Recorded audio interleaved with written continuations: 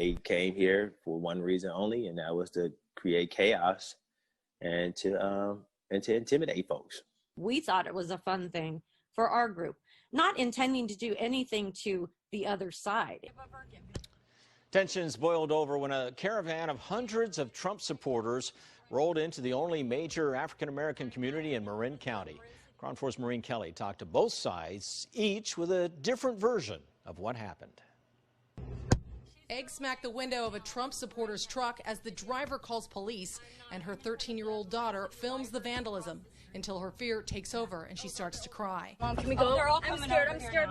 This was the end of what had been a caravan of vehicles flying flags and honking horns in support of President Donald Trump as part of a national show of enthusiasm for his re-election campaign. It started in Santa Rosa, stopping in Novato and gathering supporters along the way. By the time what they called the Trump train reached the Gateway Shopping Center in Marin City, the Marin County Sheriff's Department estimates that there were somewhere around 1,000 people riding in between 250 and 350 vehicles, including some full-sized retired fire trucks.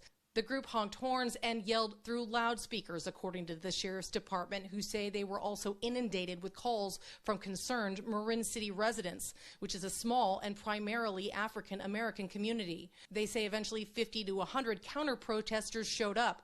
Paul Austin, who runs a nonprofit for kids in Marin City, was one of them. It was everything from, 4 more years, to,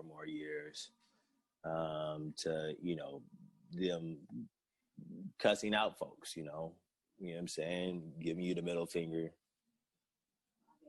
using the N-word, just inciting, what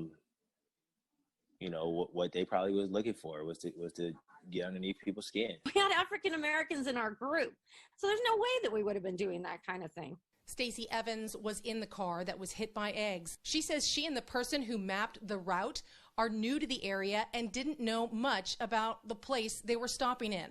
So in this day and age, we're not allowed to fly a Trump flag, have a bumper sticker, honk our horns in celebration without people getting offended, without people thinking we're intimidating them.